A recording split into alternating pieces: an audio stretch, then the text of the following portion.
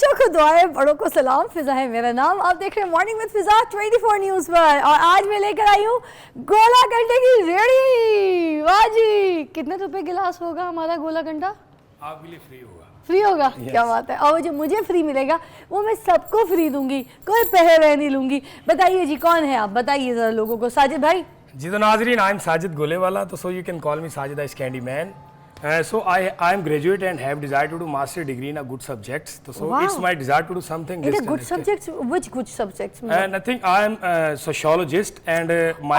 Are you sociologist? Yes, I am doctor of knowledge of society. Oh my God! Nice to meet you. My name is Fiza Ali. Okay. And your full name is Sajid? Sajid Golewala. Sajid Golewala. Wow. So where are you from? I belong to Dipalpur and I lived in Hujra Shamukim. Right now I live in Lahore, Sabzazar. अच्छा. And where are you just doing this gola and everything all together? कहाँ रखते हैं ये सारा कुछ?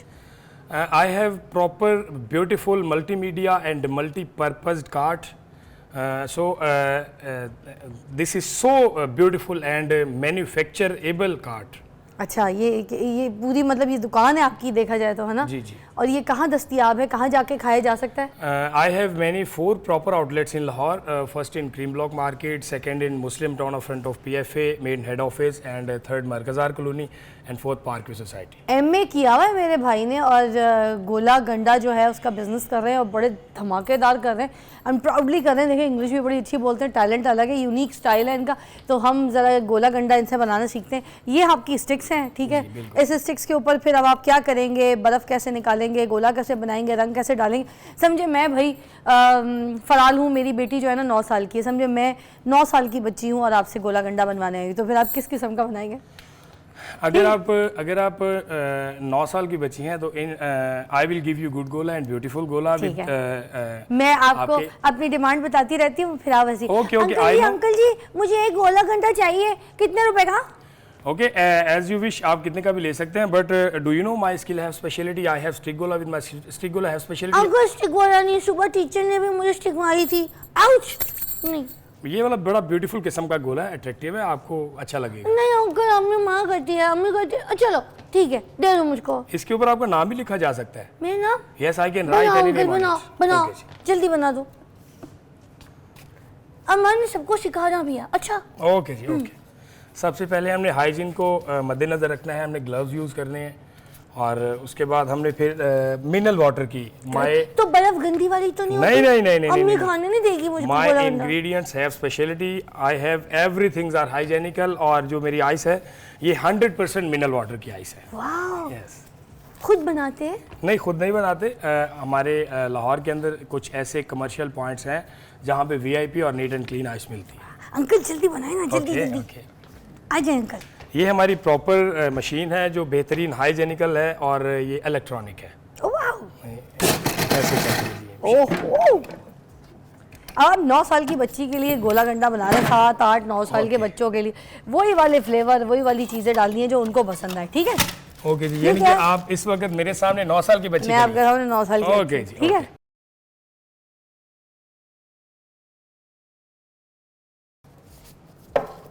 अच्छा, बड़ी ज़बरदस्त हाईटेक मशीन है ये तो, है ये वो खचड़ जो निकलती है गोल घुमाने वाली पहिए वाली, वो नहीं है ना? जी बिल्कुल, अभी दौर चेंज हो गया है ना। अच्छा, कितना हाईटेक सफाई से ग्लव्स पहन के, मिनरल वाटर की बर्फ है इनके पास। अभी front of me you are a 9-year kid. हाँ। So बेटा, what you want on it? I want all the colors. Mom, मैं बताऊंगी रेनबो वाले कलर। Okay. अंकल कौन से कलर डालने लगे मुझे? I have yellow color and I have red color. Red uncle, red. Okay. Do you want to write a name on it? Yes. Okay. What's your name? My name is Fiza. Okay. Wow. Uncle, my dress color blue. I want blue color as well. Okay.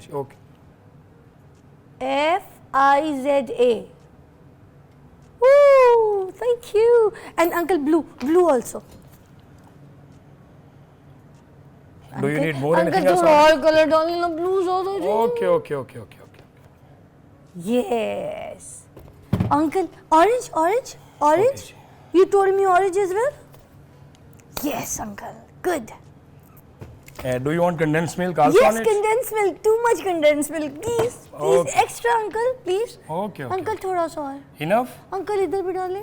Okay जी. Good. Wow. Then जी, your gola is ready now. And inshallah my. Uncle मुझे वो भी चाहिए, खोपरा या ये सब कुछ भी चाहिए uncle Yes, yes, please. okay, okay, okay. बल्कि मुझे अंकल ये भी चाहिए. Do you want beans? इसके आप एक्स्ट्रा चार्ज तो नहीं करेंगे अंकल? नहीं नहीं नहीं नहीं. Oh wow. And uncle Bunty's भी. Bunties, this is not so easy on it. Uncle please, uncle please. Wow. Thank you. तो मेरी मामा बड़ा खुश होंगी uncle. Yeah, okay. So wow, you see?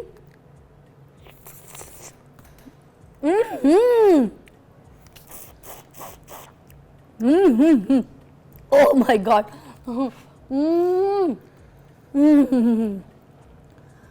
कितना अच्छा बनाया और कितना. Do you need more anything else on it? और अब जो कलर्स ये सारे हैं, ये जो सिरप्स आपने सारे तैयार किए, ये भी अच्छे हैं, गले को नहीं लग रहे, पता आपको? हाँ जी.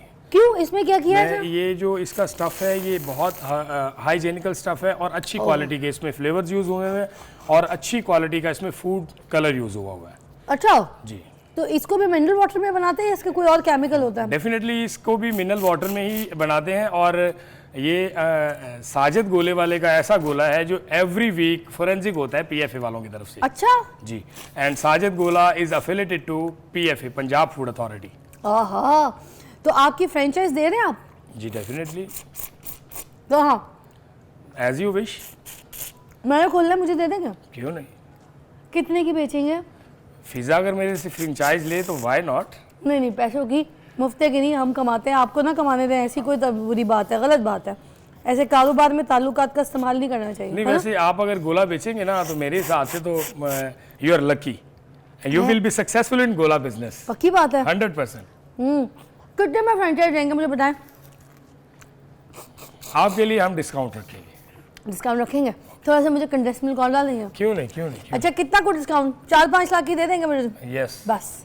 अरे वाह वाह वाह वाह, थैंक यू सो मच. एक ब्रेक लेते हैं जब तक कि मैं गोला गंडा खा रही हूँ. ब्रेक के बाद आपको मिलते हैं दोबारा. आप देख रहे हैं मॉर्निंग विद फिजा और हमारे पास है साजिद भाई.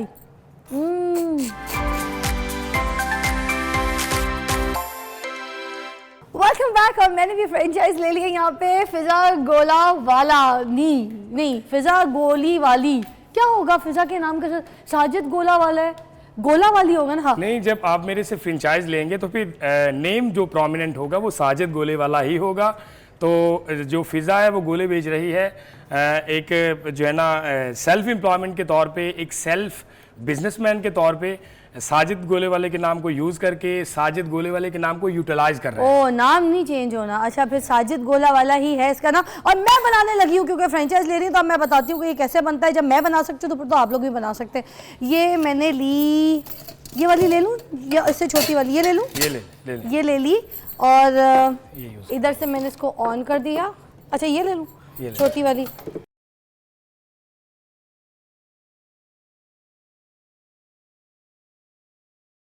ओके. मैडम वैसे तो आप लोगों को डरा देंगे. क्यों? आपने जब फ्रेंचाइज चलानी है, जब प्रॉपर बिजनेस करना है, तो ऐसे तो लोग डरेंगे. वो कहेंगे फिजा खुद डर रही है तो ये गोला नहीं, मैं नहीं डरूंगी. चले जी, ऑन करें. ओके, ये पीछे हमारा आइस बॉक्स पड़ा है. हाँ. इसमें से एक आइस का पीस निकालें. ओके, निकाल दिया. पकड़े इसको. Okay sir. ओके, क्या करूं? खोले खोले कहाँ रखना है? ये हमारी ऑडियंस को बताएं कि ये कितनी, मेरासी को बर्फ पकड़ा दे. खोले. ये कितनी नीट एंड क्लीन बर्फ है. आपको ये नहीं पता मेरासियों को बर्फ नहीं पकड़ाते. क्या किया आपने मेरे साथ? अच्छा ठीक है, फिर ये हो गया. उसके बाद ठीक है, इस मशीन को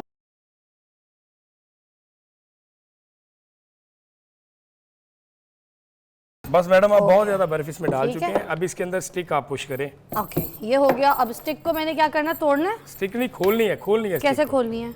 लाइन आप ऐसे बस इतनी काफी है? इतनी काफी है. नहीं नहीं नहीं, फिर आपने ऐसे इसको खोलना है. ऐसे ये स्टिक सही नहीं है. अच्छा, ये भी होता है कोई स्टिक खराब निकले? बिल्कुल. ये ऐसे स्टिक को खोलना और ऐसे डालना है इसके अंदर. ओके, थोड़ा सा सेंटर को खोल के ऐसे थोड़ा सा स्टिक को खोलना है आपने. ठीक है, ये देखें. और उसके बाद नीचे रख के ऐसे ऊपर से थोड़ा सा ऐसे. है तो बड़ा मुश्किल काम है वैसे. फिजा व्हाट इज दिस? नहीं तो फिर कैसे, नहीं गलत हो रहा है। यस, मैं हो गया, ये देखें ऑलमोस्ट ठीक है। ओके ओके, अब इसके बाद क्या करूं? आराम से निकालें इसको ऊपर करके। Very good. हो गया। अच्छा उसके बाद, हाँ जी, कौन सा रंग ये? Can you right my name on it? आपका नाम मैं भी लिखती हूँ। ये देखें जी, ये, और मैंने ऑरेंज रंग डाला है यहाँ पे। उसके बाद आपका नाम क्या है? चॉकलेट का है? आपका नाम क्या है? मेरा नाम है साजिद। नहीं, जैसे मैंने आपका ब्यूटीफुल राइटिंग में लिखा है, मुझे भी ब्यूटीफुल राइटिंग में चाहिए। जिद जिद जिद जिद, ओके ठीक है। ये गोला माइयों में बैठा हुआ है। फिजा मुझे लग रहा है, फिजा मुझे लग रहा है ये आपने फिलिपाइनी लैंग्वेज में लिख दिया है इसके। नहीं फिलिप अच्छा, और उसके बाद मैं इसमें डालने लगी हूँ ब्लू कलर। और कौन सा कलर चाहिए आपको? और मुझे रेड कलर चाहिए। बेटा फिर पैसे और लगेंगे, ये देख लो हैं। ओके ओके, इतने कम पैसों में तुम इतनी डिमांड कर रहे हो बेटा। Oh madam just I want delicious flavour. पैसे दे मुझे। Okay okay, I will give you, कितने का? But you give me a delicious gola. Delicious गोला दिया है, अब आप मुझे बताएं पैसे कितने? पैसे आप मुझे 100 का गोला दे, बट 100 टॉपिंग सारी चाहिए। टॉपिंग मैं आपको सारी करके दे रही हूँ, ठीक है। ये लें।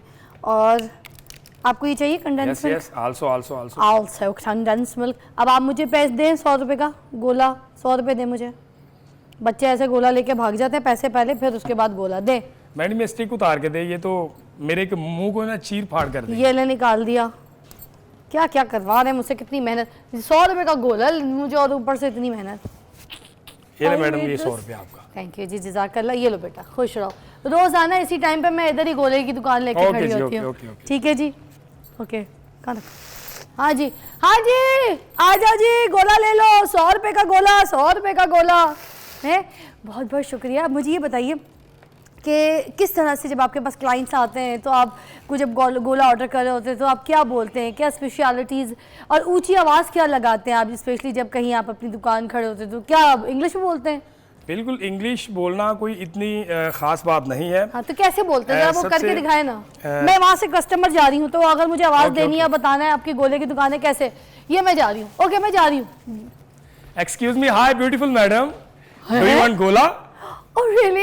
Yes, yes, yes. Ma'am, do you know I have a special gola and I have beautiful gola. Oh really? For beautiful women, you have a beautiful gola. Yes, definitely I have beautiful gola, 100% same of you. Oh wow! How much per gola is? I have one gola just only for you, minimum 1000 rupees. Okay, दे दीजिए। 1000 rupees का one gola. ठीक है? Yes. यार खूबसूरती पे 1000 बढ़ा दी है। इतने तो मेकअप पे चार्जेस नहीं बढ़े जितने अपने एकदम से गोले के चार्जेस बढ़ा दिए। डेफिनेटली जितनी आप ब्यूटी हैं उस हिसाब से आपको रेट लगाना है। भाई देखो, ये तो नहीं चलेगा। अब तुम गोले के प्राइस खुद कम करो, मुझे आवाज दे दो वरना मैं ब्रेक ले लेंगे। ओके मैडम, आ जाए आ जाए।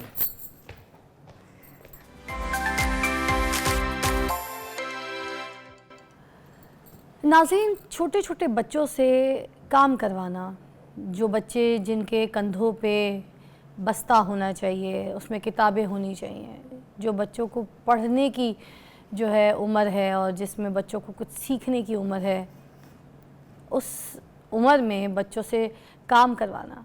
छोटी छोटी जो रेस्टोरेंट्स हैं वहाँ पे ढाबे हों या कोई ऐसी जगहें जहाँ पे एक उन्होंने छोटा रखा हुआ होता है और उसको छोटे की आवाज़ से बुला देते हैं, छोटा ये ले आओ बेटा, एक प्लेट छोटे छोटे ये ले आओ, छोटे चने की प्लेट ले आओ, छोटे 2 गिलास पानी ले आओ, छोटा ये झाड़ू तो मारना, छोटा सफाई करो, छोटा वॉशरूम धोया, छोटा तपड़ी मारो। और ये छोटा जो है ये होता अपने घर में सबसे बड़ा है, इस पे बड़ी जिम्मेदारियां होती हैं,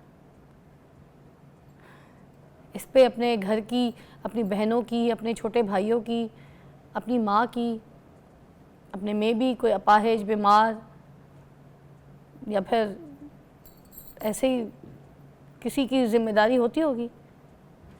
अपने बचपन के बदले वो काम कर रहा होता है, उसकी उम्र जो खेलने कूदने की है, पढ़ने की है, उसे नहीं पता वो खिलौने क्या होते हैं, क्या खेलना है। उसे सिर्फ ये पता होता है कि मैंने काम करना है, उसे ये पता होता है कि मेरे घर वालों की भूख क्या है, प्यास क्या है, मेरे घर वालों की उम्मीदें क्या हैं। वो अपने घर का बड़ा होता है, वो छोटा। जिसे हम छोटा कह देते हैं। पाकिस्तान का कानून और लॉ क्या कहता है कि बच्चे जो है क्या इस एज में काम कर सकते हैं, क्या उनको काम करने देना चाहिए? इंटरनेशनल लॉ क्या कहता है, इसके बारे में भी बात करेंगे। आज हमारे पास हैं बैरिस्टर साहब और वकास अब्रेस ख़ान साहब हैं हमारे पास। तो सबसे पहले उनसे बात करना चाहूँगी। अस्सलाम वालेकुम। वालेकुम अस्सलाम।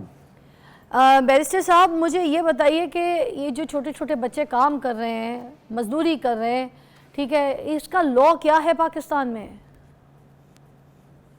देखें, जहाँ तक पाकिस्तान के अंदर इस कानून की बात है, पाकिस्तान जो 1973 के अंदर फ्रेम किया गया है, since from the creation of Pakistan till dated, जो इसके अंदर आर्टिकल 11 है जो एग्जिस्ट करता है, उसके अंदर चाइल्ड लेबर की बात की गई है कि कोई भी बच्चा जिसकी उम्र 14 साल से कम हो, वो किसी भी माइन के अंदर, किसी भी फैक्ट्री के अंदर, इंडस्ट्री के अंदर या हैजरस प्लेस के अंदर किसी किस्म की भी मजदूरी के ऊपर एंगेज नहीं किया जा सकता।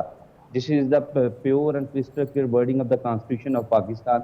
इट मीन्स के पाकिस्तान के अंदर 14 साल से कम उम्र बच्चा किसी भी जगह में काम के लिए एंगेज नहीं किया जा सकता। 14 साल से कम उम्र बच्चे के लिए आर्टिकल 25 से भी मौजूद है। ये कहता है कि 14 साल तो दूर के 16 साल तक किसी भी बच्चे की तलीम व तरबियत का जो बंदोबस्त करना है, उसकी मैनेजमेंट करनी है, that would be the primary liability and responsibility of this state.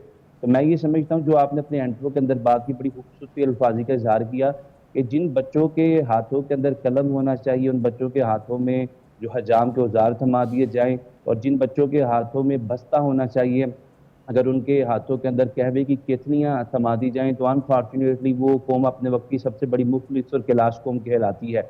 ये लीगल एस्पेक्ट भी हमने बात की, और एट द सेम टाइम जहाँ तक इंटरनेशनल चाइल्ड राइट्स की बात है तो यूएन कन्वेंशन हैं, हेग कन्वेंशन हैं, वियना कन्वेंशन, और तमाम कन्वेंशन के अंदर जो चाइल्ड के 10 बुनियादी राइट्स थे उसकी इंश्योरेंस की बात की गई या इनको इंटैक्ट फील करने की बात की गई। उनके अंदर सबसे पहला इसका जो राइट है वो राइट टू लाइफ है। फिर उसके बाद राइट टू एजुकेशन है। एक बच्चा जो है बुनियादी तालीम या मेयारी तालीम हर बच्चे का हक है, without any discrimination of caste, colour, creed, status. चाहे वो किसी किसान का बच्चा है, वो किसी हारी का बच्चा है, वो किसी यतीम का बच्चा है, तमाम बच्चों का यूनिवर्सली ये फंडामेंटल राइट है कि उनको बुनियादी तालीम दी जाए, उनको जिंदा रहने का हक दिया जाए, उनको मेयारी लाइफस्टाइल दिया जाए। बैरिस्टर साहब, आपकी बात से मैं मुत्तफिक हूँ, मगर ये सब कुछ सही है, जिम्मेदारी किसकी है, ये सवाल है मेरा। देखिए, आर्टिकल 38D है आईने पाकिस्तान का, जो ये कहता है this would be the primary liability of state, के वो तमाम शहरियों को, तमाम बच्चों को जो इसके अंदर रहते हैं, बीइंग अ वेलफेयर स्टेट, उनकी रोटी, कपड़ा, मकान और बेसिक नेसेसिटी को प्रोवाइड करेगी। ये आर्टिकल 38D है। अनफॉर्चुनेटली आईने पाकिस्तान को बने 50 साल हो गए, पाकिस्तान को बने 75-76 साल हो गए, लेकिन ये वो कागज के फूल है जिनसे आज तक खुशबू नहीं आई। मतलब आप ये देखें ना, भट्टा देख लें, भट्टे भरे पड़े हैं छोटे छोटे बच्चों से। किसी भी भट्टे में आप चले जाएं, इतने यहाँ पे रायवन रोड पे भी पड़े हुए हैं, ठीक है, इतने भट्टे, कहीं पे भी जाएं बच्चे ला तादाद वहाँ पे काम कर रहे होते हैं। छोटी छोटी बच्चियाँ भट्टे में काम कर रही होती हैं, हाथ जले हुए, रंग काला, इतनी मजदूरी, ईंटें उठा रही हैं सड़कों पे। और तो और कूड़ा, मजदूरी तो चलो ठीक है आप बात करें, जो कूड़ा उठाने वाली, जो सफाई वाला जो इम्प्लीमेंट काम है वो भी इनसे कराया जा रहा होता है। गली मोहल्लों के कूड़े उठा रहे होते हैं ये बच्चे बेचारे। ये सब ये हमारा माशरा क्या है? मतलब ये हम इस तरह के बच्चों को जो है इस तालीम तो नहीं दे रहे, हम कलम या लिखारी तो नहीं बना रहे, हम उनको शऊर तो नहीं दे रहे। हम उनको क्या बनाएंगे, क्या लिखाएंगे, क्या पढ़ाएंगे? हम तो उनको सिर्फ मजदूर बना रहे हैं। देखिए फिजा, जो 2018 का सर्वे था जिसके मुताबिक 2.5 करोड़ से ज़्यादा बच्चे स्कूलों से बाहर थे। अनफॉर्चुनेटली जब कोविड की पेंडेमिक का ब्रेकडाउन हुआ पाकिस्तान के अंदर या यूनिवर्सिटी, तो पाकिस्तान के अंदर ये तादाद 2.5 करोड़ से बढ़ के 3-3.5 करोड़ पे जा पहुंची। लोगों ने जिन क्राइसिस का सामना किया और अल्टीमेटली जो बच्चों की तादाद थी जो स्कूल जाने वाली, उनको भी स्कूल से छुड़वाया गया और डिफरेंट काम के अंदर जो है इंगेज कर दिया गया, इंडल्ज कर दिया गया। तो ये अनफॉर्चुनेट फैक्ट मौजूद है कि बच्चों के ऊपर या दीगर जो इस तरह की हैजरस प्लेसेस हैं, बच्चों से मजदूरी करवाई जाती है, उनका इस्तेसाल किया जाता है, उनको एक्सप्लाइड किया जाता है, और जो उनका ड्यू शेयर या लाइन शेयर बनता है वो भी नहीं लिया जाता कि कम उम्री की वजह से ये लोग मजदूरी करें। और हम इनकी मजबूरियाँ जो उनके पाँव में डाली गई हैं, तोप डाला गया मजबूरियों का, हम इससे फ़ायदा उठाया जाए। तो मैं ये समझता हूँ कि हुकूमती सतह पर इन चीज़ों की सरपरस्ती होनी चाहिए। आल दो के चाइल्ड प्रोटेक्शन ब्यूरो भी बना दिया गया, चाइल्ड राइट्स के हवाले से ये तमाम NGOs हैं, ऑर्गेनाइजेशन है, लेकिन मैं फिर भी ये बात करूंगा, ये वो नसाबी, किताबी, रट्टी रटाई, पढ़ी पढ़ाई बातें हैं जो हम भी करते हैं। चाइल्ड लेबर पर बैरिस्टर साहब इंटरनेशनल लॉ क्या है, जवाब दीजिएगा प्लीज। जी, चाइल्ड लेबर के हवाले से जो पाकिस्तान के अंदर इंटरनेट जो लॉ है आर्टिकल 11 के अंदर बिल्कुल इसी तरह मौजूद है कि 14 साल से कम, और किसी जो डिफरेंट कंट्रीज़ के अंदर कहीं पे ये 16 साल और किन कंट्रीज़ के अंदर ये 18 साल तक भी बच्चों को जो है वो किसी भी काम की जगह पे इंगेज नहीं किए जा सकते। पाकिस्तान के अंदर 14 साल इसलिए रखा गया क्योंकि पाकिस्तान दूसरे दीगर जिस तरह तरक्की पजीर ममालिक है उनकी सफ़े अव्वल में शामिल होता है, और अनफॉर्चुनेटली यहाँ पे अगर किसी बच्चे का बाप नहीं है, उसकी मदर की डिवोर्स हो चुकी है, सेपरेट चल रही है, तो अल्टीमेटली घर का नज़्म व नस्र चलाना या घर की जो नान नफ्ता है या बुनियादी ज़रूरियात की फराहमी की तश्कील तकमील शायद उसके मखसूम कंधों पर डाल दी जाती है। तो अल्टीमेटली बच्चों को निकलना पड़ता है। आल दो के हमारे आइन के प्रेम्बल में लिखा गया ये इस्लामी फलाही मुमलकत हुदादात है। फलाही मुमलकत हुदादात से मुराद ऐसी स्टेट है जो बच्चों की या इंसानों की वेलफेयर के लिए काम करती है, लेकिन यहाँ पे तो वेलफेयर दूर, यहाँ पे उनकी बुनियादी ज़रूरियात जो है वो की तकमील और तश्कील नहीं हो पाती। तो अल्टीमेटली एक बच्चा या 2, 4, 5 बच्चे एक फैमिली के जिसका बाप नहीं है, जिसकी मदर की सेपरेशन है, वो ये समझता है कि बजाय इसके कि हम भूख से मर जाएं, बजाय इसके कि हम तंगदस्ती, तंग दामनी और फलास से मर जाएं, मैं किसी भट्टे के ऊपर या किसी भी जगह पर जाके काम करूं और वहां से कुछ पैसे कमा के अपने घर वालों का, अपनी माँ का, अपनी बहन का पेट पाल। तो मैं ये समझता हूं चाइल्ड लेबर जो है ये पाकिस्तान में सबसे ज़्यादा पाई जाती है बैरिस्टर साहब। अगर आप देखें हर सड़क में, हर गली में, हर जगह आप जाएं, आप हद से ज़्यादा, मैं तो ये कहूँगी कि किसी के घर पे भी चले जाए ना तो वहाँ पे भी एक छोटा बच्चा रखा होता है, बच्ची रखी होती है जो उनके बच्चे को देख रही होती है, जो कि खुद उसकी हम उम्र होता है, उसके काम के लिए रखी होती है।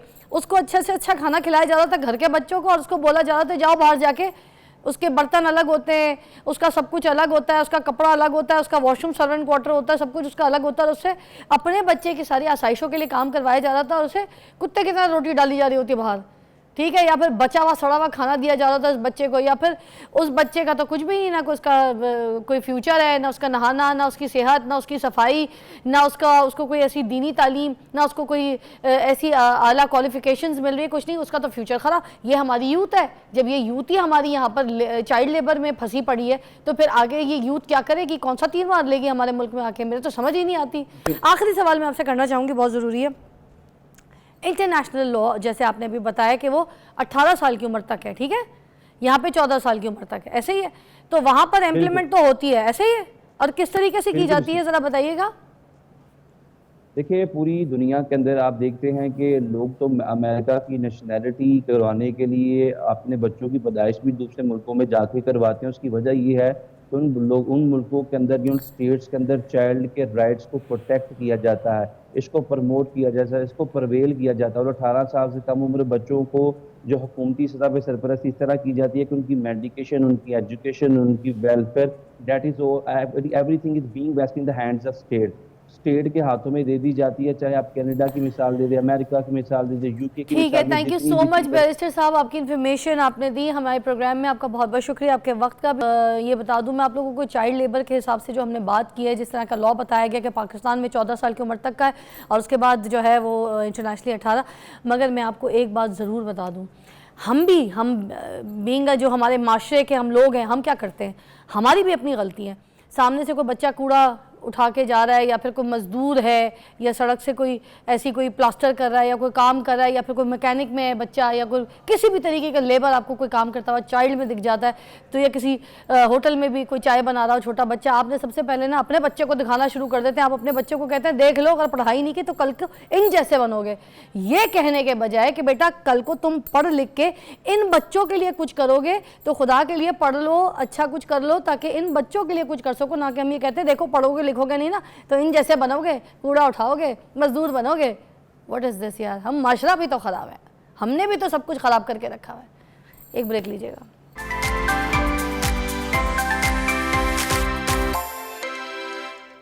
Welcome back. और चाइल्ड लेबर के ऊपर जो है हमारे पास doctor Khalil Ahmed social activist हैं, उनसे बात करेंगे। जी अस्सलाम वालेकुम खलील साहब। हाँ जी खलील साहब, आप हमारे साथ हैं? जी जी बिल्कुल, ठीक है। अच्छा जी, हम आज चाइल्ड लेबर के ऊपर बात करें। मुझे ये बताइए कि जैसे बच्चे जो हैं गुर्बत के साथ साथ ये जो मजदूरी कर रहे होते हैं गुर्बत की वजह से, तो क्या ये पढ़ाई के साथ साथ नहीं कर सकते कि इनको तालीम भी दी जाए और ये मेहनत भी कर लें, चलो, और रिस्क भी कमा लें, क्योंकि अपने घर में के ज़िम्मेदार बच्चे होते हैं ये, और अपने घर का बच्चा बड़ा होता ही होता है, और इसको सारी चीज़ों का जो है अपना अखराजात, घर के एक्सपेंस, अपने छोटे भाई बहन सबको देखना होता है, और ये अपने घर से काम करने के लिए निकल जाता है। तो क्या इज़ दैट पॉसिबल कि इनकी तालीम भी जो है वो साथ साथ हर्ज ना हो? दो चीजें हैं, एक है चाइल्ड लेबर और एक है चाइल्ड वर्क जो है। चाइल्ड वर्क जो है वो दुनिया में बच्चों को अलाउ किया जाता है। चाइल्ड लेबर और चाइल्ड वर्क में ये फर्क है कि जब बच्चा एक चाइल्ड लेबर में चला जाता है तो उसकी एजुकेशन और उसकी हेल्थ जो है वो कम्प्रोमाइज होती है।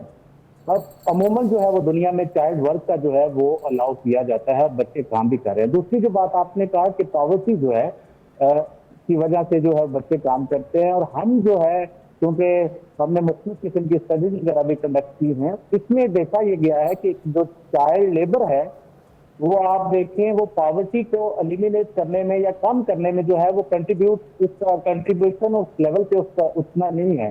कैसा कि इसको देखा जाए तो आपके यहाँ जितनी भी लेजिस्लेशन है प्रोविंशियल लेवल पे, फेडरल लेवल पे, पाकिस्तान में देखा जाए तो एक मिनिमम वेज जो है वो डिफाइन कर दी गई है। अब होता यह है कि जब मिनिमम वेज जो है वो एक आम लेबर का जो मेल है या फीमेल है उसके लिए डिफाइन की गई है, जब वो कंप्लायंस नहीं हो रहा होता है तो फिर मार्केट में लोग जो है वो कोशिश करते हैं कि बच्चों को एंगेज करते हैं काम के लिए।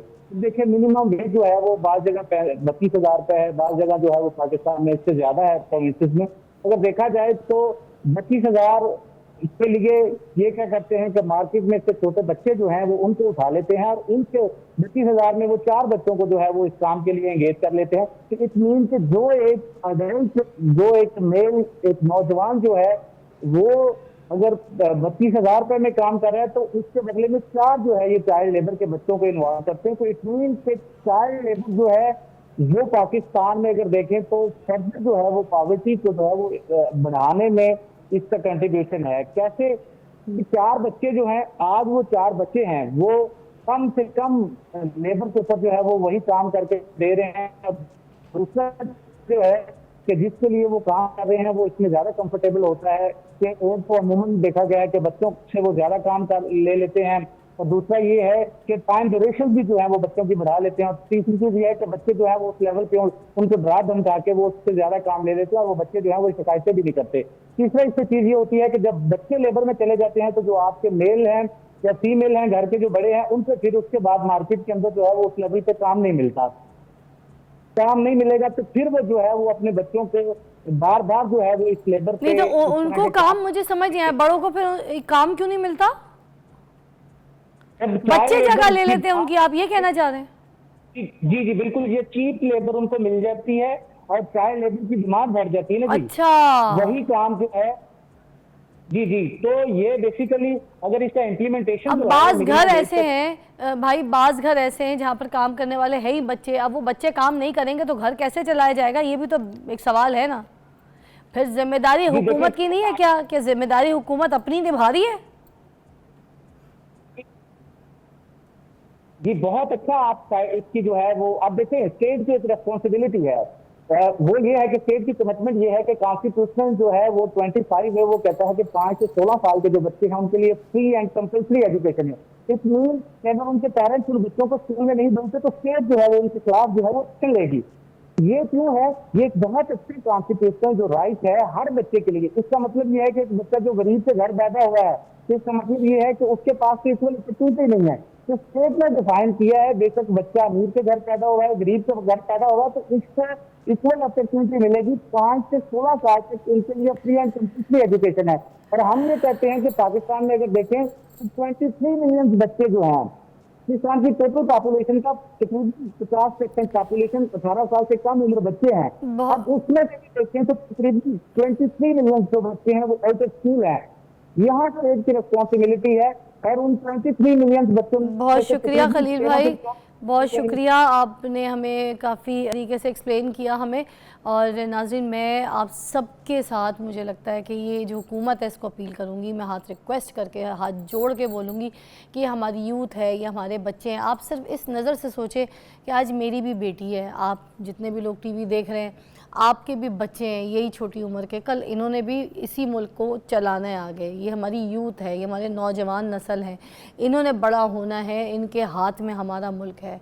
तो अगर इनके पास तालीम नहीं होगी तो आप खुद सोचें, हम अपने छोटे छोटे बच्चों को, अपनी औलादों को कितनी तालीम देते हैं, कितना कुछ करने की कोशिश करते हैं, मगर ये बच्चे जो अपने घर के छोटे हैं और उसके बावजूद इनके ऊपर इतनी जिम्मेदारियाँ कंधों पे, तो आप खुद सोचें कि ये कैसे इन जिम्मेदारियों को पूरा करते होंगे, कैसे घर चलाते होंगे। मैं अभी लंदन होकर आई, वहाँ पर मैं देख रही थी कि जितने भी जो ब्रिटिश बच्चे हैं, जो लंदन के यूके बॉर्न बच्चे हैं, या जो वहाँ के हो जाते हैं सारे, जाके उधर नेशनैलिटी ले लेते हैं, उनको इतनी अच्छी चीज़ें प्रोवाइड की जा रही है, उनको तालीम फ्री प्रोवाइड की जा रही है, उनको एक्सपेंस दिए जा रहे हैं उनके एक्स्ट्रा स्किल्स के लिए, ठीक है, उनको घर बैठ के राशन चीज़ें सारा कुछ प्रोवाइड किया जा रहा है। उधर कोई इस तरह से गुरबा होके मर नहीं रहा, या फिर उनके किसी छोटे से बच्चे पे इतनी जिम्मेदारियां नहीं है। वहाँ पे तालीम की बड़ी अहमियत है, उनको पता है कि बच्चा तालीम हासिल करेगा तो ये आगे जाके हमारे मुल्क का सरमाया बनेगा। तो हमें भी ये करनी है, ये मेरे हाथ देखें, मेरी हुकूमत से बहुत सख्त अपील है कि हमारे छोटे से बच्चों के लिए कुछ कीजिए, ताकि ये बच्चे जो हैं आगे भीख ना मांगे और हम भिखारियों में शामिल ना हो जाएं। एक ब्रेक के बाद मिलते हैं।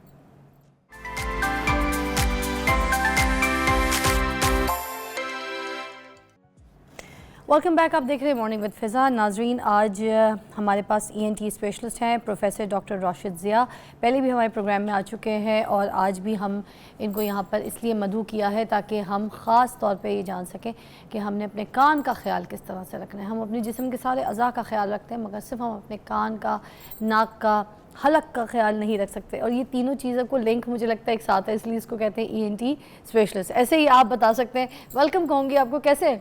Thank you very much, I am so happy to see you.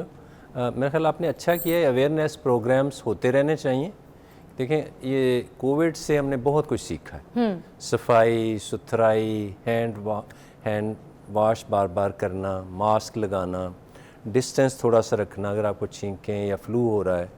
इन चीज़ों से हम बहुत सारी बीमारियों से बच सकते हैं और ऐसी ही चंद टिप्स हम डिस्कस करेंगे जिससे हम बहुत सारी इन्फेक्शन, एलर्जी और बीमारियां जो बाद में सीरियस नोयत इख्तियार करती हैं उसको हम ठीक कर सकते हैं। अच्छा, आपके पास जो है ज़्यादा जो पेशेंट आते हैं, क्योंकि आप लोग ENT मीन्स नाक, कान एंड हलक, ऑलराइट, इट्स ऑल टुगेदर, मतलब गला, बिल्कुल ठीक है जी। तो अब ये सारी चीज़ें ऑल टुगेदर, कुछ ना कुछ इन्फेक्शन कहीं ना कहीं चलता रहता है, हमें कहीं ना कहीं कोई प्रॉब्लम होती है। ज़्यादातर लोगों को गले में कुछ खिचखिच रहती है, इन्फेक्शन रहता है, कभी कभी मौसम की वजह से हो जाता है, जैसे कोई ऐसा मौसम आ जाए तो लोगों को गले में खांसी या गला खिचखिच या ख़राब हो जाता है। और कुछ खट्टा खा लो, या जैसे अभी सुबह सुबह मैंने गोला गंडा खाया तो मुझे गले में एक मिठास की वजह से उसमें होती है शक्रीन थोड़ी सी, तो गले में खिचखिच शुरू हो गई है, अब वो इरिटेट किए जा रही है बार बार। तो इन सब चीज़ों से हमने कैसे बचना है, क्या करना है, और ये क्या ज़्यादा ख़राब कर देता है हमारे सारी इन चीज़ों को? Thank you. इंसान अल्लाह मियाँ की सबसे बेहतरीन मखलूक है और इंसान का फेस आलमाइटी का मास्टरपीस है, एक्सट्रीम ब्यूटी आलमाइटी ने फेस के ऊपर। ENT वहाँ पे है नाक, कान, गला। हम जो सांस लेते हैं, खाते पीते हैं, सुनते हैं, बैलेंस कंट्रोल होता है, ये सारा ENT के रीजन में आता है, ठीक है। और इनमें जितनी भी इन्फेक्शंस हैं वो 90% इन्फेक्शन हमारी थोड़ी सी बद-एहतियाती के साथ ही वजूद में आती हैं, ठीक है। अगर हम थोड़ा सा केयरफुल हो जाएं। हम शहरी इलाकों में जो रहते हैं उनमें पॉल्यूशन भी है, यहाँ पे पॉपुलेशन का फ्लड भी है, इसलिए हमें थोड़ी सी एहतियात करनी है कि थोड़ा अपने सफाई सुथराई, सबसे ज़्यादा पानी बहुत पिएँ, एक्सरसाइज की बहुत आदत डालें, अपनी स्लीप का बहुत ख्याल रखें। जो आप 6-8 घंटे सोएं वो इतनी डीप होनी चाहिए, जब आप उठें तो आपको पूरी दुनिया एक रेनबो कौसे कज़ा नज़र आनी चाहिए। एक बहुत अहम सवाल जो है वो मेरे दिमाग में आता है, क्योंकि आज हमने बात भी इसके ऊपर करनी है, खर्राटे।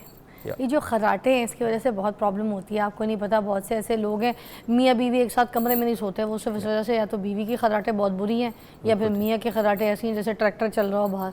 तो ये क्यों होती हैं खर्राटे? खर्राटे की वजह क्या होती है? What is the problem? Snoring या खराटे जो हैं ये एक बहुत सीरियस मसला है और इसको सीरियस लेना चाहिए।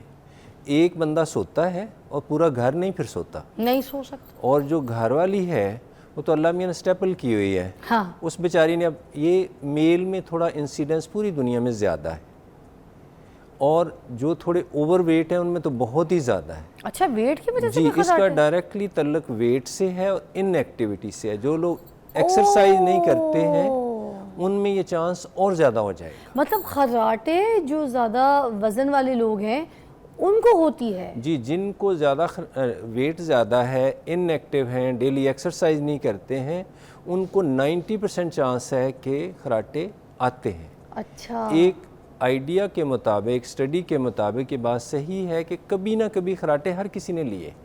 जिन दिनों में आपको फ्लू हुआ, गला ख़राब हुआ, नाक बंद हुई, बलगम थी, 1-2 दिन हुआ, आपने खुद ही उसको ठीक किया तो उसके बाद बिल्कुल ठीक हो गया। So it's very normal. लेकिन अक्सर खराटे आना, लगातार खराटे आना आपकी सेहत के लिए, लाइफ एक्सपेक्टेंसी के लिए, क्वालिटी ऑफ लाइफ के लिए इंतहाई मुज़र है, बुरा है।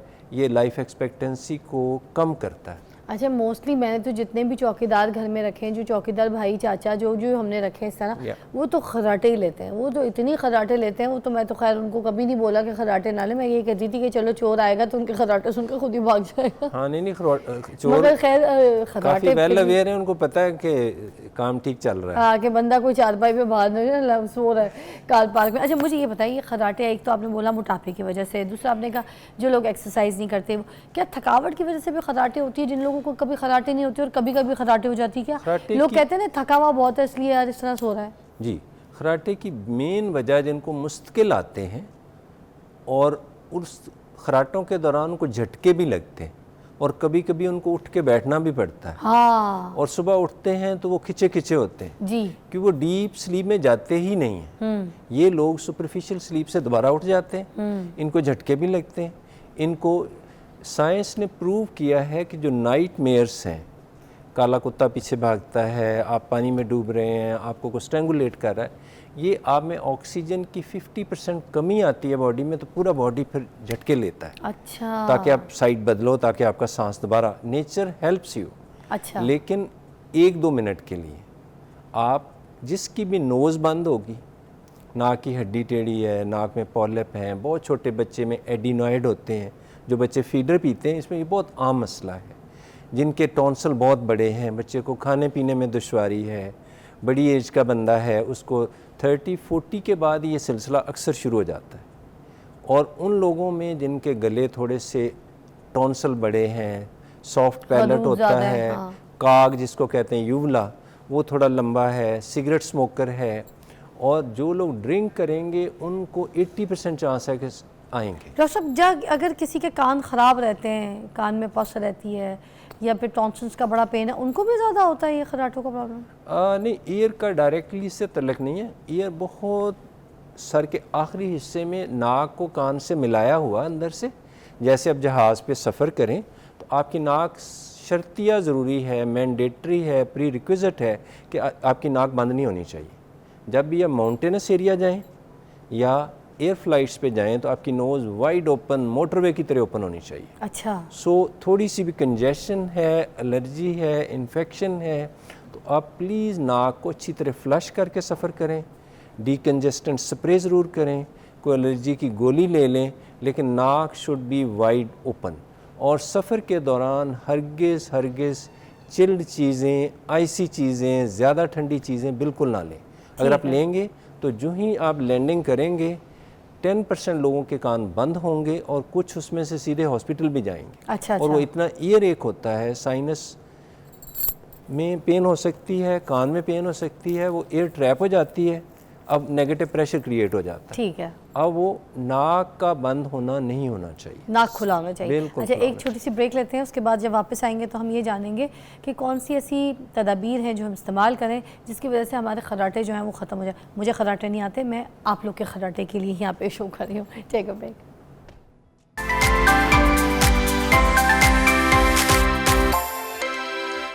Welcome back, you watching morning with Fiza. और आज हम बात करें डॉक्टर साहब से खर्राटों के ऊपर कि खर्राटे क्यों होती हैं और खर्राटे की क्या एहतियाती तदाबीर हैं जो हम इस्तेमाल करें कि ये ट्रीट हो सके और ठीक हो जाए। खर्राटे हमारे हलक में नाक से लेके गर्दन की रूट तक कहीं पे ब्लॉकेज होती है, कॉन्स्ट्रिक्शन होती है, रास्ता 60% से ज़्यादा बंद होता है, तो हार्स, हश्की, एबनॉर्मल वॉइस जो किसी और को सोने नहीं देती पास, वो इतनी लाउड होती है। वो पहली फेज़ पे तो लाइट होते हैं और बंदा डीप स्लीप पे नहीं जाता। जो खर्राटे आते हैं वो आम तौर पे ये सारे लोग डीप स्लीप पे नहीं जाते। जो लोग डीप स्लीप में नहीं जाएंगे वो सुबह हंसमुख नहीं होंगे, सुबह स्माइलिंग नहीं होंगे, सारा दिन इरिटेट होंगे, अग्रेसिव होंगे, बर्तन तोड़ेंगे, लोगों को रास्ता नहीं देंगे, रेड लाइट भी क्रॉस करेंगे। ये वही लोग हैं जो ना प्रॉपर एक्सरसाइज करते हैं, ना खाने में इत्तेदाल रखते हैं, ना प्रॉपर टाइम पे। तो डॉक्टर साहब ये जो मेलेटोनिन है फॉर डीप स्लीप, क्या इसको इस्तेमाल किया जा सकता है नींद के लिए? नो, सबसे अच्छी चीज़ आपके पास एक्सरसाइज है। इंसान को अल्लाह मियाँ ने एक्टिव, डायनामिक, हेक्टिक तरीके से डिज़ाइन किया। जो लोग 1 से 2 घंटे एक्सरसाइज करते हैं वो रेयरली डॉक्टर्स के पास आते हैं। अच्छा। इस एशिया में पहले 2 कंट्री थे, अब 3 हो गए हैं। लाइफ एक्सपेक्टेंसी स्काई हाई है, one of the highest in the world. Japan, Singapore, अब कोरिया भी शामिल हो रहा उसी में। ठीक। अब वो कौमें हैं जो खाती थोड़ा सा कम है। हमारी कौम में, एशियन में, हम ख़ास तौर पे पाकिस्तानी ऑयल और स्पाइस ज़्यादा खाते हैं। हमें ऑयल और स्पाइस 90% कम करना है, उससे हम ओवर वेट होते हैं। फिर हम काफ़ी लेथार्जिक कौम हैं। हम डिजिटल, टीवी, प्लीज़ ये टाइम अपना 90% कम करें। यही टाइम पूरी फैमिली मिलके माइकल जैक्सन की तरह कुछ ना कुछ परफॉर्म करें, नमाज़ पढ़ें, कोई एक्सरसाइज करें, बैडमिंटन खेलें, टेबल टेनिस खेलें। हस्बैंड कर रहा है तो वाइफ भी करेगी। तो इससे खर्राटे ख़त्म हो जाते हैं या इससे कुछ लोगों को बहुत तो कम हो जाते हैं। अगर आप काम भी कर रहे हैं, रेगुलर भी हैं, एक्सरसाइज भी कर रहे हैं, मगर कुछ लोगों को फिर भी होती है। 30% लोगों के वेट कंट्रोल करने से, एक्सरसाइज ठीक करने से और डाइट को कंट्रोल करने से बिल्कुल वैनिश हो जाते क्या हैं। इसके कोई टेस्ट वगैरह भी होते हैं जो लोग करवा सकते हैं और पता चल सकता है कि इसके कितने डीप खर्राटे हैं?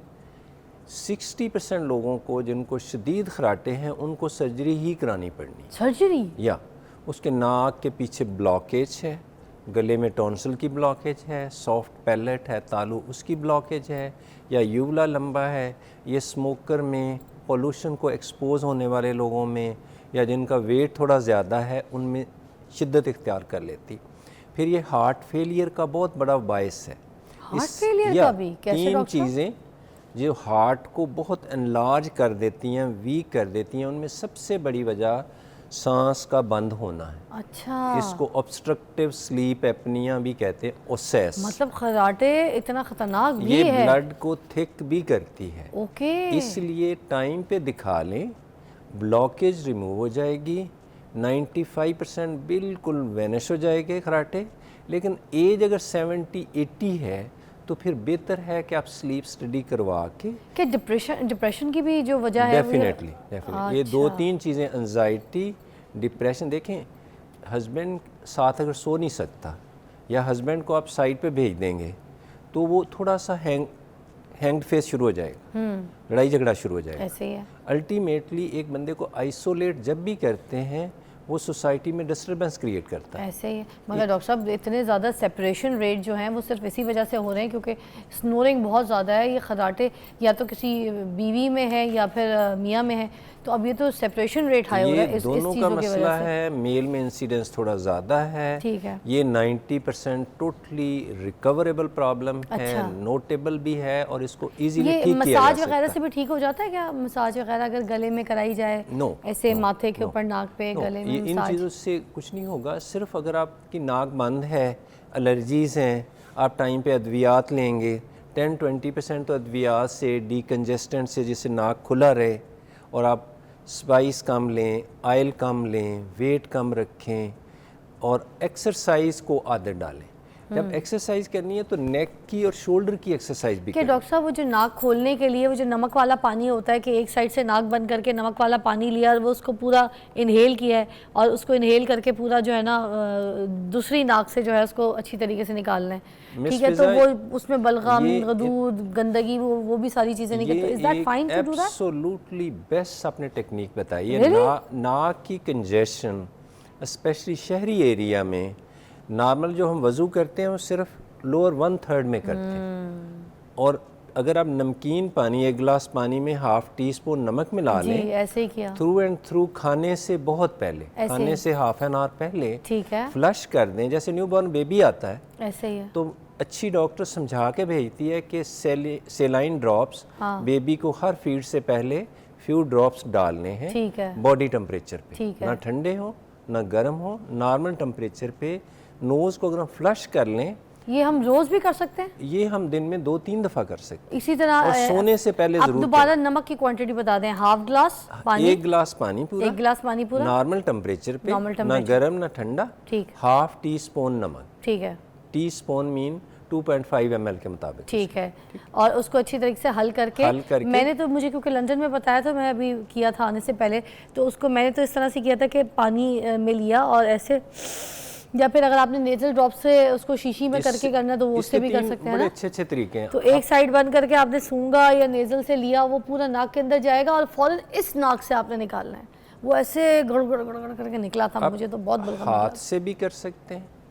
एक 40-50 सीसी की बड़ी सिरिंज ले लें, उसकी नीडल काट के फेंक दें, हाँ, उसको भर के बड़े आराम से कर सकते हैं। जैसे Easily। बच्चे नहीं कर सकते, आप उनको हेल्प कर सकते हैं। हाँ, और उसको सूंघना है, जब आपने वो करना है तो वो सूंघना है, क्योंकि बहुत सूंघ के अंदर सस्ती चढ़ता है सी फिर। बॉटल भी अमेरिका में ये नील मेड के नाम से मिल रही है, जी जी जी जी जी यूरोप में स्टेरिमर के नाम पे है, जी जी जी, हमारे इधर सेलाइन ड्रॉप्स के नाम पे मिल रही है। ठीक है। तो आप प्लीज़, ये एक OTC है, ओवर द काउंटर है, हम एक पोल्यूशन में रह रहे हैं, इस मिट्टी धुएं के जिन लोगों तूफान, को ब्लड प्रेशर है डॉक्टर साहब वो भी कर सकते हैं क्योंकि नमक है। या इसको कर सकते हैं, ये बॉडी के अंदर नहीं जा रहा। ओके, लेकिन एक एहतियात करनी कि खाने से ½ एन आवर पहले करें, ठीक, ताकि आप डाइनिंग टेबल पे बैठें तो आपकी nose should be nicely clean, वाह, like a motorway, absolutely clean है, ब्रीदी है, आपको कोई बलगम वगैरह नहीं रहेगी वहाँ। ठीक है। या thank you so much doctor साहब, आपने बहुत अच्छी तरीके से हमें समझाया कि अगर हम इस स्नोरिंग की हमें बहुत ज़्यादा सीवियर प्रॉब्लम है तो उसको किस tरीके से ठीक किया जा सकता है, किस तरह से क्योर किया जा सकता है। 2-3 चीज़ें समझाई डॉक्टर साहब ने।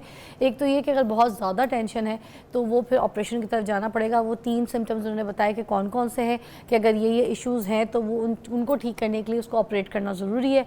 दूसरा उन्होंने अच्छी तरीके से समझाया कि नाक का साफ़ होना वो बहुत इंपॉर्टेंट है, ठीक है। और तीसरा डॉक्टर साहब आपने क्या समझाया था कि डाइट अच्छी होनी चाहिए, आपकी एक्सरसाइज होनी चाहिए, ऐसे ही है, ठीक है। और तीसरा इसके साथ ही कुछ था, वेट को जितना कम Weight कम होना रखेंगे उतना ही हम खराटों से बचेंगे। बिल्कुल। Thank you so much doctor साहब, बहुत अच्छी तरीके से समझ आया, मुझे तो याद हो गया। आपको भी अगर समझ आ गई तो प्लीज़ अपना ख्याल रखिए और ये अपनी जो खर्राटें इसको कम कीजिए, वरना आपके जो आसपास के लोग हैं वो भी डिस्टर्ब होते होंगे क्योंकि आप खिड़की खोल के नहीं सो सकते। और साथ में अगर आपने किसी के साथ ट्रैवल कर लिया या फिर अपनी बेगम के साथ हैं या फिर बेगम अपने मियाँ के साथ और उनको प्रॉब्लम हो रही है तो फिर ये बात बहुत बुरी है कि आप एक दूसरे का ख्याल नहीं रख रहे हैं। और मियाँ ने अगर काम पर जाना है तो वो किस तरीके से जाएगा, उसकी नींद कैसे पूरी होगी, ऐसे ही है। तो प्लीज़ सबका ख्याल रखिए, अपनी स्नोरिंग को ख़त्म कीजिए जड़ से। एक ब्रेक के बाद मिलते हैं।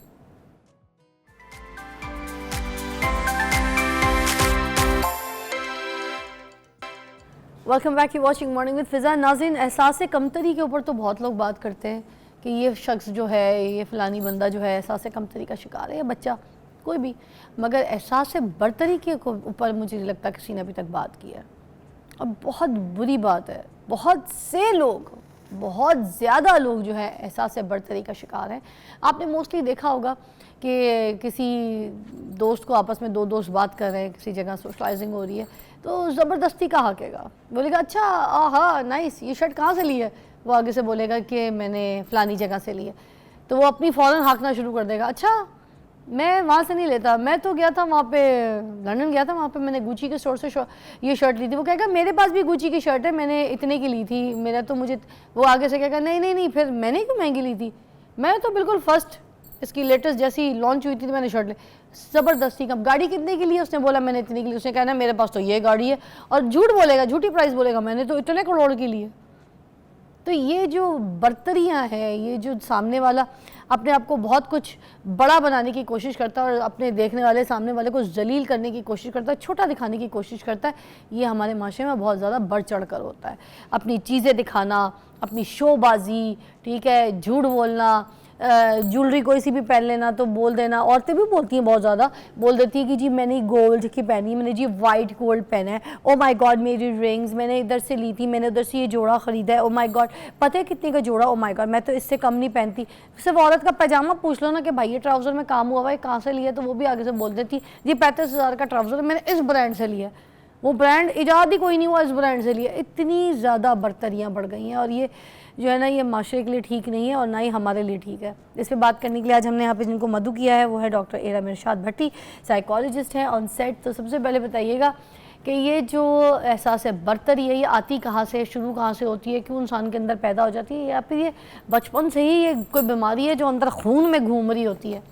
Thank you very much Fiza for inviting me. And मैं कहूँगी कि ये एहसास कमतरी ही की एक ऑफ शूट है। जिस तरह आपको लगता है कि एहसास कमतरी जो है वो किसी एहसास महरूमी से जन्म लेती है, तो एहसास बर्तरी भी जो है वो ऐसे सरकमस्टांसेस समझ लें या कोपिंग मैकेनिज़्म, इसको लिए बेहतर लफ्ज़ ये है कि जब हम छोटे होते हैं, बच्चे होते हैं और हमारे अंदर बहुत सारी कुछ चीज़ें हमारे हाउस होल्ड से आ जाती हैं। जैसे अगर 4 बहनों के बाद एक बेटा हुआ है तो माँ जानबूझ के या कोशिश करती है कि उसको फ़ौक़ियत दे बच्चियों के ऊपर, राइट। और या अगर 4 बेटों के बाद बेटी हुई है तो उसको फ़ौक़ियत स्पेशल चाइल्ड बना के उसके जहन में डाला जाता है कि तुम्हारे ऊपर रूल्स अप्लाई नहीं होते, तुम स्पेशल हो, तुम्हें हर चीज़ को तुम्हारे सामने बाव करना चाहिए, तुम्हारे अंदर एक सेंस ऑफ एंटाइटलमेंट है। बचपन से उसके बचपन से माँ जो है वो उसको डाली नहीं जाती इन अ सेंस कि आप कहें कि ये सारी वर्बल टीचिंग हो रही होती है, ये through action and circumstances and events हो रही होती है। जैसे अगर आप खाने की टेबल पे बैठे हैं तो जो रूल सबके लिए अप्लाई होता है वो आपके लिए नहीं है, आप रूल्स को ब्रीच कर सकते हैं।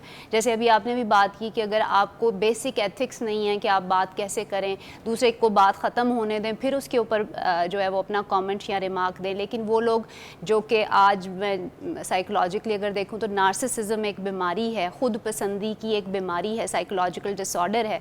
और ऐसे लोगों के साथ रहना उठना बैठना माँ बाप में भी हो सकती है, बहन भाइयों में हो सकती है, हस्बैंड एंड वाइफ में हो सकती है, उनके साथ रहना बहुत सफोकेटिंग हो जाता है। ख़ास तौर पर उन लोगों के लिए जो सेंसिटिव होते हैं, एम्पैथेटिक होते हैं और जिनके दिल में एक दूसरे को माफ़ करने का बार बार जो है वो मौका देने की एक एलिमेंट होती है कि कोई बात नहीं हम चलाते हैं रिलेशनशिप को, इट्स ऑल राइट। वो थोड़ा सा मूडी है, थोड़ा सा एरोगेंट है, इस तरह कर करके हम खुद उसको इनेबल कर रहे होते हैं कि आप इस तरह की एहसास बर्तरी की बीमारी में। दो लोग जैसे बात कर रहे हैं, ठीक है, तो ये सामने वाला है उसको कैसे ये एहसास होता है, किस वक्त एहसास होता है कि ये जिससे मैं बात कर रहा हूँ उसको एहसास बर्तरी का ये शिकार है बंदा, ये प्रॉब्लम में है, ये कैसे पता चलता है? आई थिंक आप सबसे पहले आज अगर आप देखें तो अटेंशन जो है ना वो बहुत बड़ी एक इंटरैक्शन की या मोहब्बत की करेंसी है। यानी अगर आप चाहते हैं कि मुझे आपको पता चले कि मैं आपको इज़्ज़त या रिस्पेक्ट या मोहब्बत दे रही हूँ तो उसका बड़ा आसान सा तरीका है कि मैं आपकी चीज़ों में अटेंशन दूँ, आपको अटेंशन दूँ। तो वो लोग जो कि हर वक्त ख़ुद में ही महव रहते हैं उनके लिए बड़ा मुश्किल है थोड़ी देर के लिए आपके बारे में बात सुनना या आपको सुनना।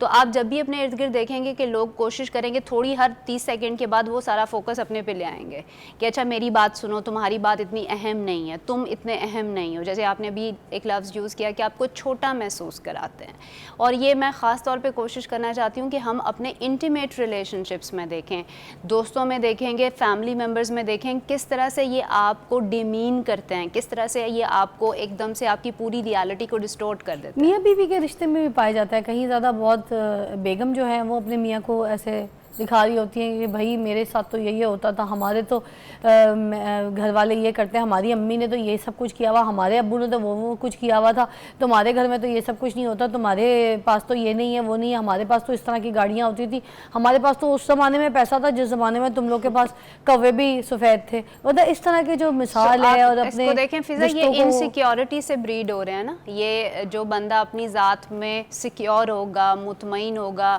उसे अपनी सेंस ऑफ सेल्फ के ऊपर श्योर होगा, वो इस तरह के शैलो परसेप्शंस या शैलो इंटरेक्शंस नहीं करेगा। हमारे यहाँ अक्सर होता क्या है कि हम कंट्रोल करना चाहते हैं पावर का डिस्प्ले करके। अगर आप बताते हैं कि आपके अम्मा बाप बहुत अमीर थे तो उससे क्या हो कि शोहर के ऊपर असर पड़ना चाहिए कि आपको वो सीरियस ले, इसका मतलब है कि अदरवाइज़ आपकी रिलेशनशिप में कोई डेप्थ नहीं है, जिसकी वजह से आपको इस तरह के सुपरफिशियल एक्सप्रेशंस पास्ट के लाकर एक पावर की धौंस जमानी पड़ रही है। देखिए वो मर्द जो बाहर जाके काम कर रहा है, मेहनत कर रहा है, पैसे कमा रहा है अपनी बीवी बच्चों के लिए, घर वालों के लिए, माँ बाप के लिए, और उसको फिर इस तरह का माहौल, इस तरह की जहनियत दे के उसको घर से भेजा जा रहा है, तो वो सारे रास्ते तो ऑफिस तक यही सोच सोच के जाएगा कि भाई मेरी बेगम ने मुझे ये बातें सुनाई है कि भाई मैं वो सब कुछ नहीं कर पा रहा है, हमारे घर का माहौल ऐसा नहीं है, तो हम तो यही सब कुछ करते होते, तो फिर वो यही टेंशन में रहेगा कि ये सब कुछ मैंने कैसे कैच करना है, मैंने सब कुछ कमाना कैसे। फिर वो बहुत से गलत गोल्स भी इख्तियार करेगा, जो उसका एक राइट गोल है, जो एक फोकस है, वो तो छोड़ देगा वो। एब्सोल्युटली। और साथ में इसमें ये भी देखें कि जो कंट्रोलिंग फैक्टर है ना मियाँ बीवी के रिलेशनशिप में, और इवन माँ बाप के रिलेशनशिप में भी आप देखेंगे कि माँ बाप भी बच्चों को कंट्रोल करना चाहते हैं, इसलिए वो कभी भी बच्चों को, जो बच्चों की कह सकते हैं कि राय है या बच्चों का ओपिनियन है, उसको कभी वैलिडेट नहीं करते। बच्चा अगर कहते हैं मुझे XYZ पढ़ाई करनी है, तो बाप या माँ हमेशा ये कहेंगे, जो कंट्रोलिंग या नार्सिसिस्टिक होंगे, जिनके अंदर एहसास बर्तरी ज़्यादा होगी, वो ये करेंगे कि जो मुझे पता है दैट्स दी अल्टीमेट नॉलेज, जो आपको पता है वो उतना एक्यूरेट पता नहीं है। तो हमेशा एक आइडियोलॉजिकल डिफरेंस रहेगा, आप हमेशा कंफ्यूज रहेंगे कि मैं इस शख्स के साथ कौन सी लैंग्वेज, किस तरह की बात करूं। बर्तरी तो इतने सारे ऑप्शंस में, मैं तो अभी आपसे बात कर रही तो मुझे दिख रहा है कि जितने भी पेरेंट्स होते हैं, हम लोग जब बच्चे कोई अच्छा रिजल्ट ले आते हैं, तो जो माएँ होती है अमूमन क्या करती है, ग्रुप्स में व्हाट्सएप पे और अपने फेसबुक का स्टेटस चढ़ा देती हैं कि बच्चे का ये फर्स्ट ग्रेड का रिजल्ट आया है। एक बात है, तो उसमें उनकी बाकी दोस्तें भी होती हैं, बाकी बच्चे भी होते हैं और फैमिली वाले भी होते हैं, या फिर ख़ास तौर पे किसी बच्चे को बुलाना, अगर आपका बच्चा फर्स्ट हो गया तो फैमिली में किसी बच्चे को बुलाना, उसको पूछना कि बेटा आपका क्या रिजल्ट है, ओह चलो कोई बात नहीं नेक्स्ट टाइम, मेरा बच्चा तो मैंने तो पढ़ाया भी नहीं फिर भी फर्स्ट ग्रेड आया। ये भी तो एहसास बर्तरी है, गलत बात है। ब्रेक के बाद इस पर भी बात करते हैं।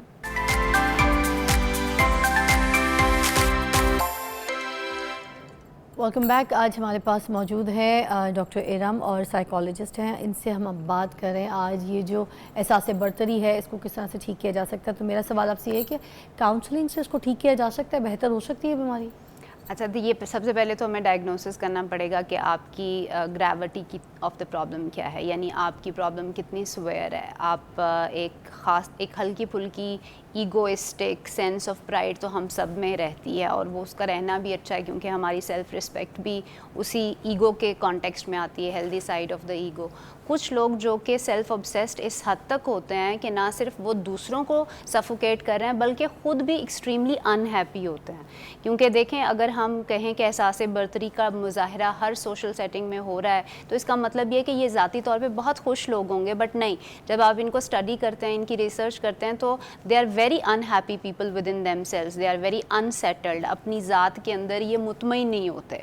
तो उसमें दो सूरतें हो सकती हैं कि आप इनका एक डायग्नोसिस करते हैं, डायग्नोसिस में अगर इनको कोई क्रॉनिक इलनेस या डिसऑर्डर, नार्सिसिज्म, बाइपोलर पर्सनालिटी, इस तरह की कोई डायग्नोसिस आता है, तो फिर इसको मेडिसिन और थेरेपी दोनों के साथ आप क्योर करने की कोशिश करते हैं। अच्छा, वो मेडिसिन जो होती हैं वो किस तरह की होती हैं? मेडिसिन तो ऑब्वियसली साइकाइट्रिस्ट प्रिस्क्राइब करते हैं, और वो उनका अपना एक प्रोसीजर होता है, वो आपकी हिस्ट्री लेते हैं, उसके बाद आपको डायग्नोसिस के बाद देते हैं। और जो थेरेपी होती है उसका भी एक इनिशियल प्रोसेस होता है कि आपके अंदर विलिंगनेस कितनी है ख़ुद को डिस्कवर करने की, क्योंकि यूजली लोग थेरेपी पे रिलक्टेंट होते हैं, क्योंकि therapy is like more long term work, और इसमें काफ़ी ख़ुद के ऊपर काम करना, सेल्फ रिफ्लेक्शन, और आपको दूसरों से जो को डिपेंडेंसी है ना, यानी आप चाहते हैं कि मेरी अम्मी ठीक हो जाएं, अब्बू ठीक हो जाएं और मैं ठीक हो जाऊं, मेरे हालात ठीक हो जाएं, पैसे मिल जाएं, मैं ठीक हो जाऊं, ये एक और अप्रोच है। बट थेरेपी कहती है कि लाइफ न्यूट्रली, अनकंडीशनली वहाँ पर मोस्ट ऑफ द टाइम्स ऐसी रहेगी, आप अपना रिस्पॉन्स बदलने के लिए अपने ऊपर काम करें। अच्छा, कुछ लोग ऐसे होते हैं जो ख़ानदान में थोड़ा सा डिफरेंट है, ये ख़ानदान में कोई एक बंदा जो है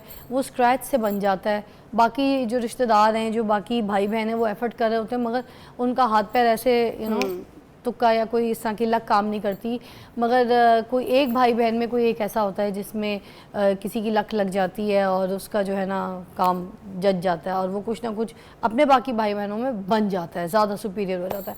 तो वो इस तरह के भी कुछ होते हैं जो बोल रहे होते हैं बार बार, ख़ानदान में ऐसे फैमिली में बैठ बैठ के कि भाई मैं जो हूँ ना स्क्रैच से आगे हुआ हूँ या आगे हुई हूँ और मेरे पास कुछ भी नहीं था, मैं ज़ीरो से, मैंने ये मेहनत, मैंने वो मेहनत।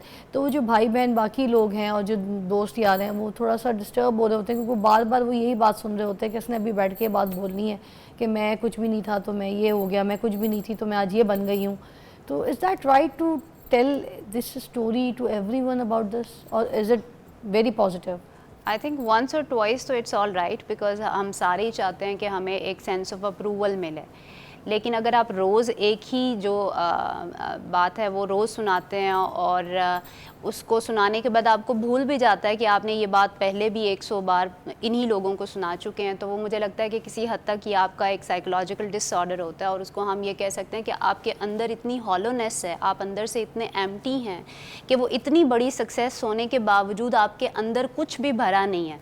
एक कहावत पुराने ज़माने में कहा करते थे कि जो हल्का बर्तन होता है उसमें सबसे ज़्यादा आवाज़ आती है, और जो बर्तन भरा होता है वो हमेशा काम एंड कंपोज्ड और सबसे ज़्यादा क्वाइट होता है। तो मुझे लगता है हमारे माशरे में बहुत ज़्यादा एम्फेसिस है कि बोलना सीखें, लेकिन एक दर्जे के बाद आपको चुप रहना भी स्किल बन जाता है कि हाँ आपने तरक्की कर ली है, बट आप अब उस तरक्की को बर्दाश्त करना भी सीखें और दूसरों को एम्पावर करें, इतना सटल हो जाएं अपनी सक्सेस के बारे में कि आपको पता ही ना चले कि आप कितने हम्बल बंदे के साथ बैठे हुए हैं, और लोग खुद आपसे पूछें would you like to share your story with us, फिर बोलें जो आपने बोलना है। Thank you so much Iram, बहुत अच्छी तरीके से आपने हमें बताया, बल्कि आज हमारी आपने काउंसलिंग की, आपको पता है, आपको पता नहीं चला मगर हम सब की यहाँ पे काउंसलिंग हुई है। और अल्लाह ताला हम सबको इस तरह से बेहतरी के रास्ते पे लेकर जाए कि जिसमें हम ये जो एहसास बरतरी है इसमें ना पड़े किसी भी तरीके से, किसी भी शोबे में, किसी भी जगह, फैमिली में, घर में, बाहर, दोस्त यारों में, कहीं पर भी हमें एहसास बरतरी का शिकार नहीं होना। अपने आप को सुपीरियर समझे नहीं, अपने आप को सुपीरियर बनाएं, मतलब अपने आप को अहम ना समझें, अपने आप को अहम बनाएं। इतनी सी बात है, अगर समझ आती है तो फिर आप अहम बन जाएंगे। कल मिलते हैं आपसे दोबारा से इसी तरह 24 न्यूज़ के मॉर्निंग शो में, मॉर्निंग विद फ़िज़ा में, नए डिफरेंट टॉपिक्स को लेके और आपके सारे माशी मसलों को लेके यहाँ पे बैठ के कुछ हल सोचेंगे। अल्लाह हाफ़िज़।